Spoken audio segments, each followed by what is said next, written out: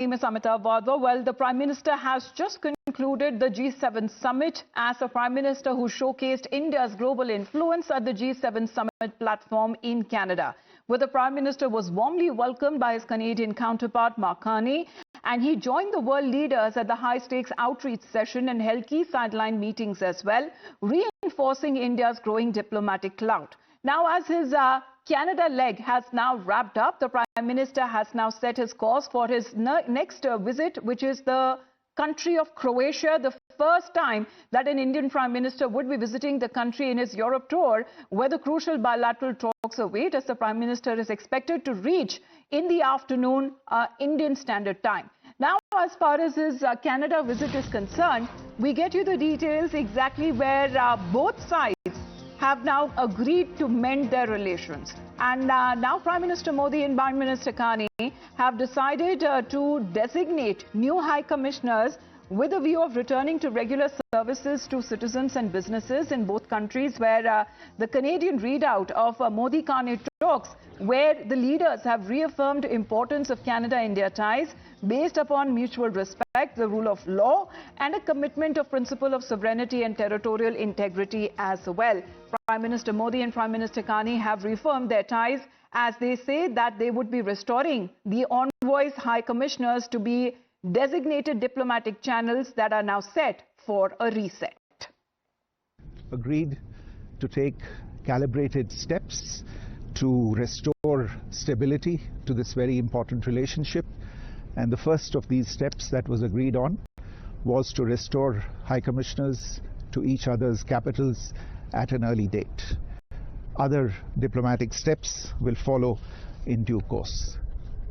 Agreed to take calibrated. Well, Rishabh, good morning. India-Canada ties had hit rock bottom, but with the change as far as in its leadership is concerned, and with the invitation that was extended by the Canadian Prime Minister, because G7 summit, India not being a formally part of it, but Prime Minister Modi has been attending the summit as a global leader, and of course India's position in the Indo-Pacific cannot be ignored by any country, be it in the G7 countries. Are we looking at improvement of ties between India and Canada now? Well, definitely there is an upward trend now in India-Canada relationship. 9 months after expelling each other's, high commissioners, degrading the diplomatic ties, today both the leaders, the Prime Minister of India and Prime Minister of Canada, has decided that at an earliest possible date there will be high commissioners present in Delhi and Ottawa. That is definitely a positive statement coming in out of the bilateral meeting on the sidelines of G7. Trade, trust, energy. These are the things that both the countries are discussing. EFTA, which is early progress in trade agreement, and CEPA, comprehensive progress in trade agreement. Both the issues have been discussed. There have been rule of law on discussion board. There have been sovereignty, integrity of territorial integrity of each other's country on territorial board. On territorial board, the way both the countries have discussed things in this bilateral, it showcases that both the countries, be it all right. India Looking forward to mend their relationship. Mr. Dayal, what is your point of view here, sir? It seems to be a carefully worded statement as well. That do you believe India-Canada relations now there is an emerging thaw? Well, certainly. It's very heartening to note that India and Canada have agreed to restore full diplomatic ties and appoint new high commissioners. And this is certainly, as you put it, a thaw in the strained relationship. Prime Minister Modi called the interaction with Carney excellent. And he emphasized that India and Canada are connected by a strong belief in democracy, freedom, and rule of law. The Canadian Prime Minister also welcomed Prime Minister to the G7, saying it's a great honor. And he described India's participation as a testament to its global relevance. Now, let us recall that India and Canada were finding that the relationship had sunk to the rock bottom because, Justin Trudeau had allowed a wide range of anti-India activities to be carried out by extremist Sikhs who constituted his vote bank. And it was clear that as long as Justin Trudeau remained in power, there would be no hope for the improvement of India-Canada relations. Mark Carney replaced Justin Trudeau as Prime Minister in March. And this seems to have become a turning point in Canada's relations with India. He had already indicated even before before becoming Prime Minister, that he would like to rebuild the relationship with India.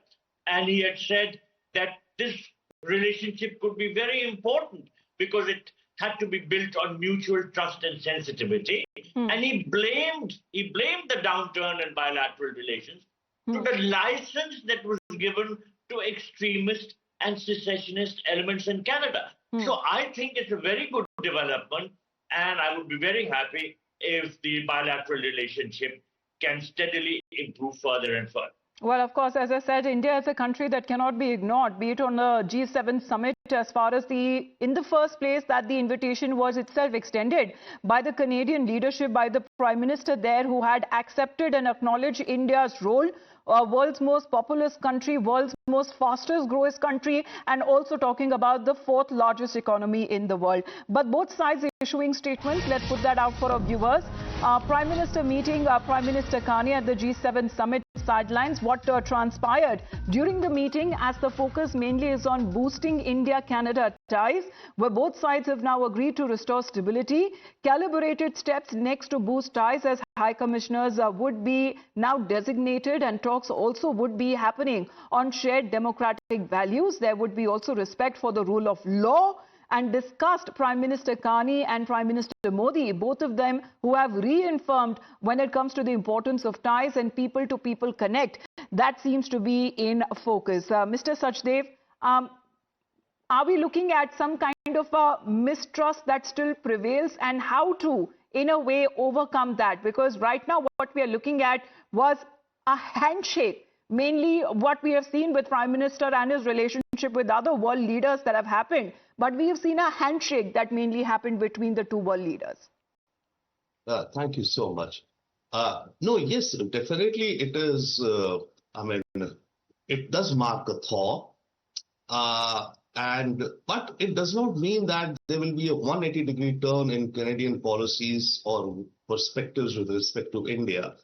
The issue is, the matter of Khalistan, let's say the separatists is one, the soft sympathizers of Khalistan, it has become systemic and structural within Canadian politics. Both parties have sections who are sympathetic. I'm not saying to the, let's say, the violent part of it, but the idea, the soft support of Khalistan, or at least an expression of that. Even the conservatives, the number two leader in the House on Niger's assassination, the day when Trudeau made that famous speech, the day after that, the number two guy, he said, I've just been to Niger by home, paid my condolences, etc., etc. So within the Conservatives also, there are substantial or some number of members of Parliament and political support for the issue of perspective of Khalistan, one.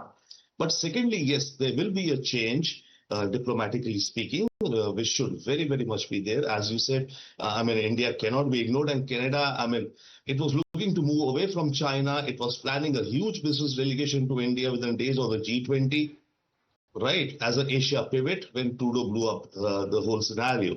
Now, that said, so there will be changes, positive, yes. Okay. But some things will remain changed for long now. Canada's immigration numbers have been changed. So that will remain now. So I think Canada has set a ceiling of 350,000 student visas, right? Earlier it used to be 600,000, 700,000, etc. So that effect will remain permanent. As to the numbers who can go in, the kind of studies they can do, the kind of, career pathways and visa they have to take. Yes. So all of that, maybe not related directly to this, but yes, it's a worldwide trend, and Canada also took a relook at its housing problems, right, and other problems. And they've said, okay, we need now only these number of students to come in. We need only these kinds of people to come in. So that effect is there. But it was running concurrent to the Khalistani issue. With respect to the Khalistani issue, so mainly saying, as far as these statements that are also concerned, seems to be carefully worded when it comes to rule of law, tackling such kind of elements, a certain line that shouldn't be crossed, All of them, that seems to be the main talking points and highlights, where the Prime Minister has also complimented Mark Carney and the Canadian government for successfully hosting the G7 summit. Mr. Dayal, Mr. Sajdev, thank you very much for taking out your time and speaking to us here on Times Now. In the meantime, we head into a short break. Lots lined up on the other side.